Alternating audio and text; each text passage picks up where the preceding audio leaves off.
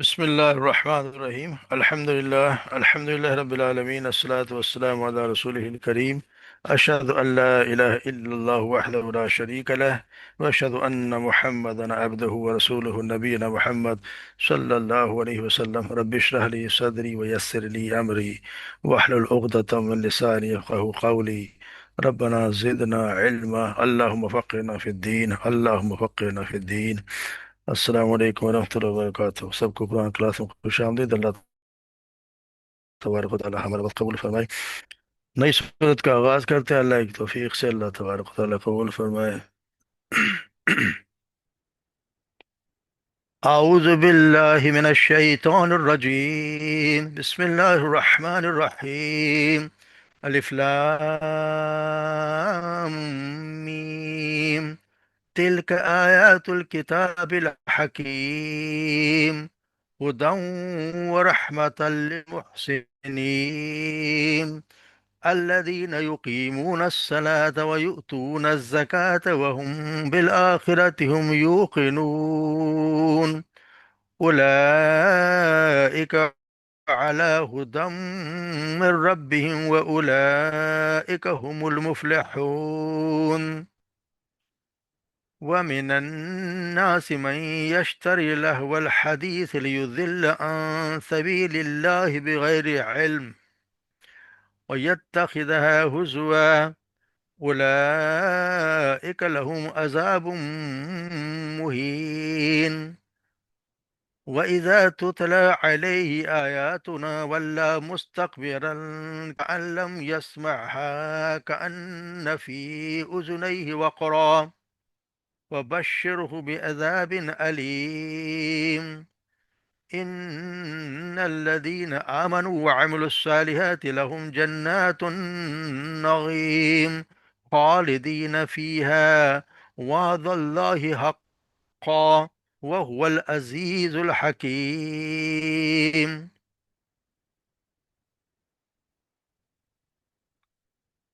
الف لام میم، حروف مقطعہ جن کا علم اللہ کے سوا کسی کو نہیں معلوم۔ تل کا آیات الکتاب الحکیم، تل کا یہ آیات ہیں الکتاب الحکیم، حکمت والی کتاب کی، ہدن ہدایت، و رحمت اور رحمت، للمحسنین محسنین کے لیے، نیکوکاروں کے لیے، یہ اس میں ہدایت اور رحمت ہے۔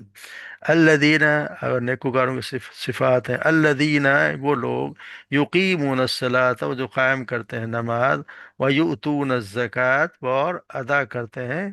زکوٰۃ، وہم اور وہ، بالآخرت آخرت پر، ہم یوقنون وہی ہیں جو یقین رکھتے ہیں۔ اولئک یہ لوگ، علی ہدی ہدایت پر ہیں، من ربہم اپنے رب کی طرف سے، واولئک اور یہی لوگ، ہم المفلحون یہی لوگ فلاح پانے والے ہیں۔ جب ہم بھی آئے اور آگے الف لام بھی ہو تو یہی لوگ فلاح پانے والے ہیں۔ وَمِنَ النَّاسِ اور لوگوں میں سے، من یشتری کوئی ایسا بھی ہے، یشتری جو خریدتا ہے، لہو الحدیث یعنی کہ لغو بیکار باتوں کو خریدتا ہے، لیضل عن سبیل تاکہ وہ گمراہ کرے، عن سبیل اللہ اللہ کی راہ سے، بغیر کسی علم کے، یعنی کہ ایسی چیزیں خریدتا ہے جو بغیر کسی علم کے، جس سے اللہ کی راہ سے گمراہ کرے۔ اور یتخذها ہزوا اور تاکہ وہ بنائے اس کا مذاق اڑائے، یعنی کہ وہ وہ اسے مذاق بنا رہے۔ اولئک لہم عذاب مہین یہی وہ لوگ ہیں، لہم ان کے لیے، عذاب مہین رسوا کرنے والا۔ وَإِذَا تُتْلَى عَلَيْهِ آیاتنا، وَإِذَا اور جب تتلا پڑھی جاتی ہیں، علیہ اس پر، آیاتنا ہماری آیات، ولا تو وہ منہ پھیر جاتا ہے، مستکبرن تکبر کرتا ہوا، کألم گویا کہ نہیں، لم یسمع گویا کہ اس نے اسے سنا ہی نہیں، یسمع سنا نہیں، ہاں اسے سنا ہی نہیں، کأنہ گویا کہ وہ، فی اذنیہ کہ اس کے دونوں کانوں میں، وقرا بوجھ ہے یا ڈانٹ ہے، وبشرہ پس بشارت دے دیجئے اسے، بعذاب علیم دردناک عذاب علیم دردناک۔ ان الذین بے شک وہ لوگ، آمنو جو ایمان لائے، وعملوا الصالحات اور جنہوں نے نیک عمل کیے، لہم ان کے لیے ہیں جنات النعیم نعمت بھری جنتیں، خالدین فیہا ہمیشہ رہنے والے ہیں اس میں، وعد اللہ حقا یہ اللہ کا وعدہ ہے، حقا سچا، وہ العزیز الحکیم اور وہ خوب غالب اور حکمت والا ہے۔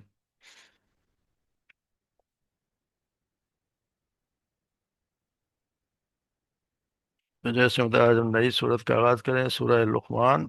یہ مکی صورت ہے، اور اس میں لقمان اس وجہ سے اس کا نام دیا گیا ہے کہ اس میں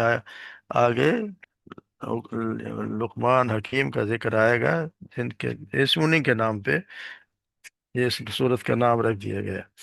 تو یہ صورت مضامین کے اعتبار سے تو جیسے ہم پڑھتے ہیں مکی صورتوں میں جو کچھ ہوتا ہے اللہ تبارک و تعالیٰ کی وحدانیت، رسالت اور آخرت کا پیک کے موضوع ہوتے ہیں، تو اس میں بھی اس صورت میں لوگوں کو شرک میں کی جو لغویات ہیں اور نامعقولیت ہے، اور توحید کی صداقت اور جو معقولیت ہے اس کے دلائل وہ سمجھائے گئے، اور انہیں دعوت یہ دی گئی کہ اپنے آبا و اجداد کی تقلید چھوڑ کے کھلے دل سے تعلیم پر غور کریں، جو آپ صلی اللہ علیہ وسلم لے کر آئے وہ پیش کر رہے ہیں، اور کھلی آنکھوں سے اگر دیکھیں گے تو کائنات میں خود ان کے اپنے اپنے نفس میں کیسے کیسے ان کو نشانیاں نظر آتی ہیں جو اس سچائی پہ شہادت دے رہی ہیں، اور پھر ان کو آگے یہ بھی بتایا گیا ہے کہ یہ کوئی آپ صلی اللہ علیہ وسلم جو بات بتا رہے ہیں یہ کوئی نئی بات نہیں ہے کہ دنیا میں کوئی پہلی دفعہ سن رہے ہو،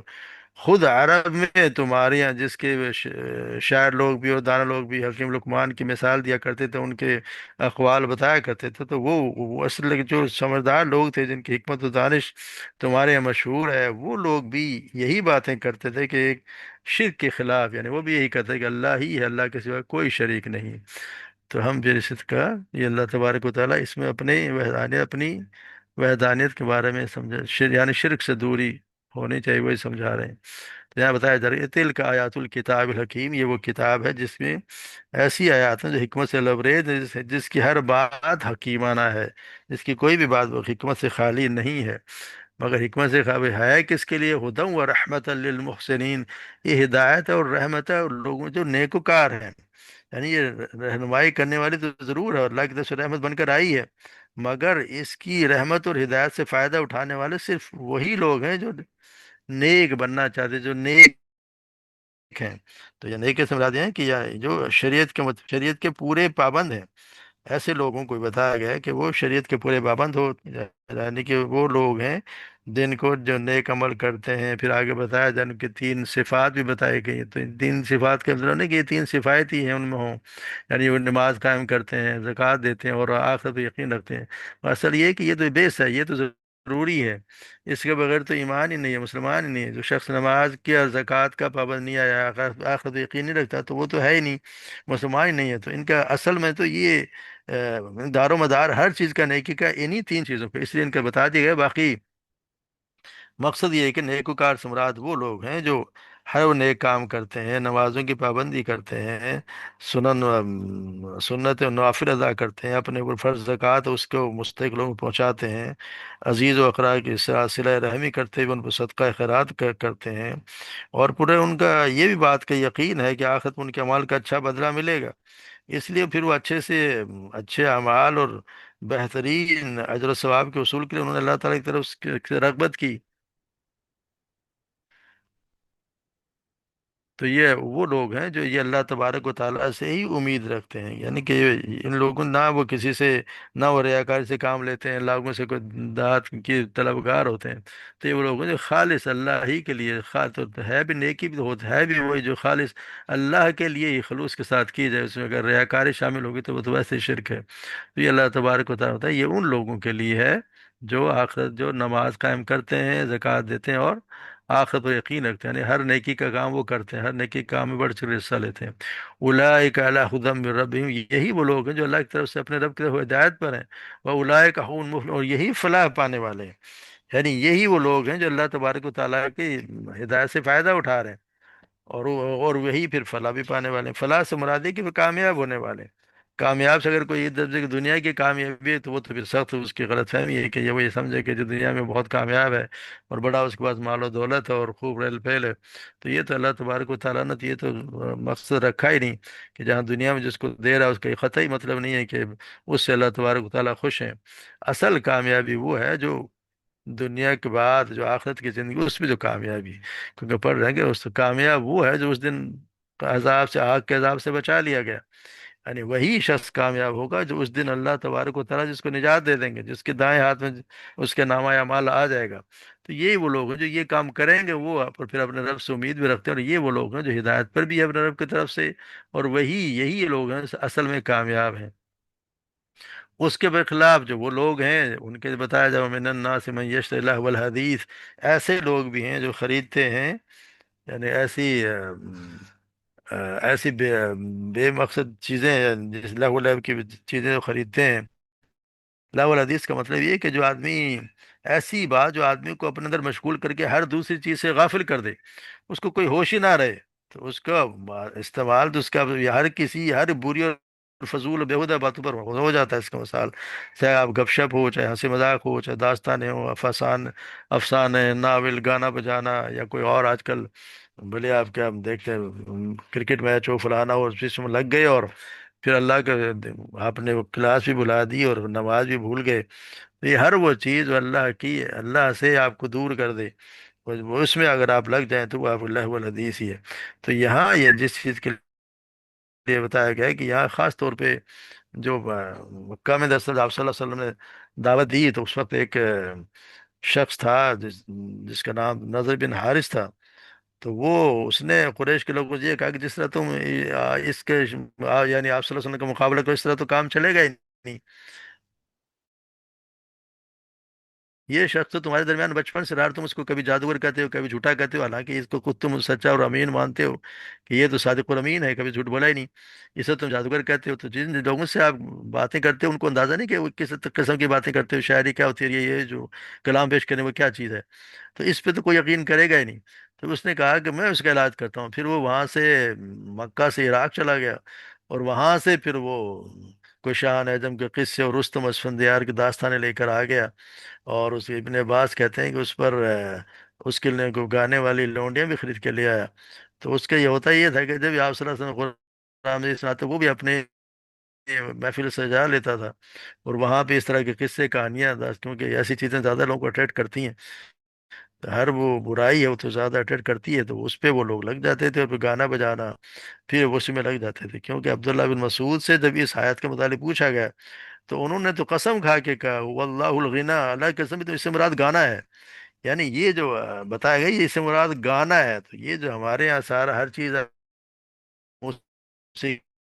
چل دی کہ ہم تو اس کو برائی نہیں سمجھ، ہم تو اس کو بلکہ روح کی غذا کھانے لگ گئے۔ تو یہ حالت یہی ہے کہ پھر وہ ایسی چیزیں خرید کے لاتا ہے جو لوگوں کو گمراہ کرتی ہے اللہ کی راہ سے،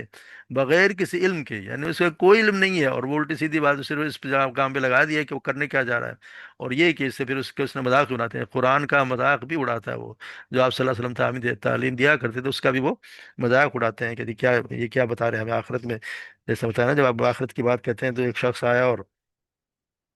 وہ ایک ہڈی لے کے آ گیا، اس نے آپ صلی اللہ علیہ وسلم نے مسل کے رکھ دی کہ کیا یہ اگر میں ایسا ہو جاؤں گا تو پھر بھی مجھے اللہ تبارک و تعالیٰ آپ کہتے ہیں کہ اٹھائے گا؟ تو آپ نے کہا کہ ضرور اٹھائے گا، تو جہنم میں بھی ڈالے گا۔ تو اس طرح کی باتیں ہوا کرتی ہیں۔ تو یہ وہ لوگ ہیں کہ جس طرح یہ صفت ان کے سامنے بتائی گئی ہے کہ جب بھی ان کے سامنے آگے ان کی صفت بتائی گئی، وَإِذَا تُتْلَىٰ عَلَيْهِ آيَاتُنَا، جب بھی ان کے سامنے ہماری کوئی آیات پڑھی جاتی ہیں تو وہ تکبر سے منہ پھیر لیتا ہے، اور ایسا ہو جاتا ہے گویا اس نے اس کو سنا ہی نہیں، یعنی وہ اس طرح منہ پھیرتا ہے یعنی یہ ایک اس کی لازمی صفت ہے، جب ان کے سامنے قرآن کریم کی تلاوت کی جاتی ہے تو پھر وہ تکبر کے مارے پیٹ پھیر کے ایسا بھاگ پڑتے ہیں جیسے ان کو سنا ہی نہیں، جیسے ان کے کانوں میں ڈانٹ پڑی ہے اور یہ بہرے ہو گئے ہیں کہ سنتے ہی نہیں ہیں۔ آپ صلی اللہ علیہ وسلم کو اللہ تبارک و تعالیٰ نے مخاطب کر کے فرمایا کہ آپ ایسے لوگوں کو دردناک عذاب کی خوشخبری سنا دیجیے، یعنی ان کے لیے پھر دردناک عذاب ہے۔ اوپر والے نے بتایا اس کو، ان کے لیے، اوپر والوں کے لیے جو بتایا کہ لہم عذاب مہین، یعنی کہ ان کے لیے رسوا کن عذاب ہے۔ تو اس کے لیے بتایا گیا کہ جو رسوا کن عذاب دیا جائے گا ان کو، جو کافر ہوں گے، مسلمان جو ہوں گے ان کو جو عذاب دیا جائے گا تو وہ ان کے گناہوں کو کیا کہہ لیں گے، ان کی پدائش گناہوں سے صاف کرنے کے لیے، ان تاکہ ان کو پھر آخر کار تو جنت میں چلے جانا ہے۔ تو اس لیے کہتے ہیں کہ وہ لوگ، کچھ لوگ یہ کہتے ہیں کہ یہ ان لوگوں کے لیے ہے جو ایسے گانے گاتے ہیں، ارے یا جو غیر مسلم ہے یا ہمارے یہاں جو گانا گاتے ہیں ان کو بھی سزا تو یقیناً ملنی ہے، کیونکہ انہوں نے اپنے پیشہ بنایا اور لوگوں کو بہکا رہے ہیں۔ کیونکہ یہ تو اللہ تبارک و تعالیٰ کی خاص صاف سر نور جس طرح ہم سورہ نور میں پڑھا ہے، ان الذین یحبون اللہ تشیع الفاحشہ فی الذین آمنوا لهم عذاب علیم۔ ان لوگ جو لوگ یہ پسند کرتے ہیں کہ ان لوگوں میں بے حیائی پھیلے تو وہ ایمان لائیں، ان کے لیے دنیا اور آخرت میں دردناک عذاب ہے، پھر دنیا والآخرہ، واللہ یعلم وانتم لا تعلمون، اللہ جانتا ہے تم نہیں جانتے۔ تو اللہ تبارک و تعالیٰ ان کے لیے بھی عذاب تیار کر رکھا ہے جو ایسی حرکتیں کرتا ہے، اور جو اللہ کے دین سے یا اللہ کے کلام سے لوگوں کو بہکاتا ہے، تو پھر اس کے لیے دردناک عذاب، ان کو خوشخبری دے دیجیے۔ پھر بتایا جائے ان کے مقابلے ان الذین آمنوا وعملوا الصالحات، وہ لوگ جو ایمان لے اور عمل صالح کیے، ان کے لیے جنت النعیم، ان کے لیے پھر جنت ہے۔ یعنی ان کے مقابلے میں جو وہ لوگ کام کام کیا جس کے پیچھے اوپر صفات آئی ہیں کہ جو نماز پڑھتے ہیں، زکوٰۃ دیتے ہیں، ہر نیکی کا کام کرتے ہیں، محسنین ہیں، تو پھر اللہ تبارک و تعالیٰ ان کو ان کا اجر تو دے گا۔ تو یہاں ان کو بتایا کہ ان کا اجر ضرور دے گا، تو ان کا اجر کیا مطلب، یہ بتایا کہ ان کو بھی جنتیں ملیں گی، اور جنت بھی ان لہم جنات، ان کے لیے جنات النعیم۔ یہاں فرمایا یہ گیا ہے کہ ان کے لیے نعمت بھری جنتیں ہیں، یہ نہیں فرمایا کہ ان کے لیے جنت کی نعمتیں ہیں، یہ فرمایا گیا کہ ان کے لیے نعمت بھری جنتیں، کیوں اگر پہلی بات ہوتی ہے کہ جو ان کے لیے جنت کی نعمتیں ہیں تو اس کا مطلب یہ ہوتا ہے کہ وہ ان نعمتوں سے لطف اندوز تو ضرور ہوں، مگر جنتیں ان کی اپنی نہیں ہیں، اس کے فائدہ اٹھا لیں۔ مگر یہاں جو بتایا گیا ہے کہ یہ جو ان کے لیے نعمت بھری جنتیں ہیں، تو اس کا خود بخود یہ ظاہر ہوتا ہے کہ پوری کی پوری جنتیں ان کے حوالے کر دی جائیں گی، ان کی نعمتوں سے وہ جس طرح فائدہ اٹھائیں، جس طرح ان کے جس طرح ایک مالک اپنی چیز سے فائدہ اٹھاتا ہے۔ تو یہ کتنی بڑی بات ہے کہ اللہ تبارک و تعالیٰ ان کے حوالے کر دیں، وہ جنتیں ایک ہی ہوں گی، اور پھر جن میں ہمیشہ نکلے گا اور نہ ہی نکلنا چاہے گا، کیونکہ وہاں تو روز ایک نئی چیز ہوگی، اور اس کے لیے یقیناً اس کے لیے تو کوئی اکتاہٹ ہونی ہی نہیں ہے۔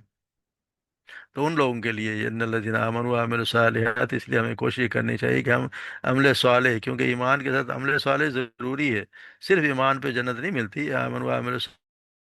الصالحات لہم جنات النعیم خالدین فیہا، اور وہ ہم اس میں ہمیشہ رہنے والے ہیں، اور یہ وعدہ ہے حق، وعدہ اللہ